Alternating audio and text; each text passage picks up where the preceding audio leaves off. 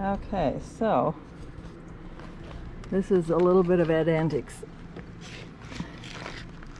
We have decided to look at the underbelly of our camper since we are going to be full-time RVers and heading south for the winter.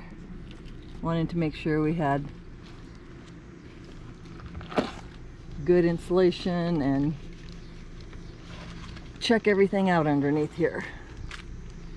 So we took the black stuff down and look at the mess we found. This is how they put together an RV. Wires are hanging everywhere.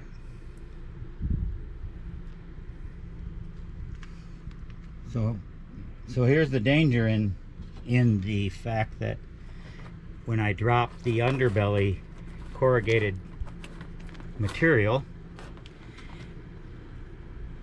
they use quality materials, but they don't necessarily have a ton of pride in their workmanship because they're built on an assembly line.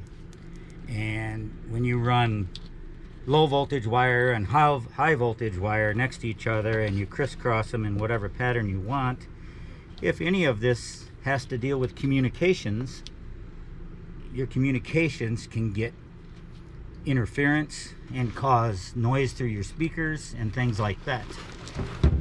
Big concern when I dropped it, it was just like this, and if this corrugated material would happen to hit a road hazard of some kind and poke through here, it literally could grab this wire laying on top of it and grab and pull and tear it all out and just make a total mess of your electrical systems, both high and low voltage, and you would be one unhappy camper. So what we're going to do is we're going to take foam insulation like this and wrap our water lines that are vacant on the bottom.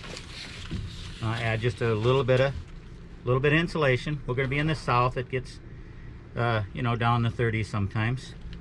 And then I am going to put the corrugated electrical wrap and separate the high voltage from the low voltage, use wire ties, and then bring them up to the support braces on the frame up high to keep them from causing any problems if by chance I hit something on the road that would poke a hole in the underbelly.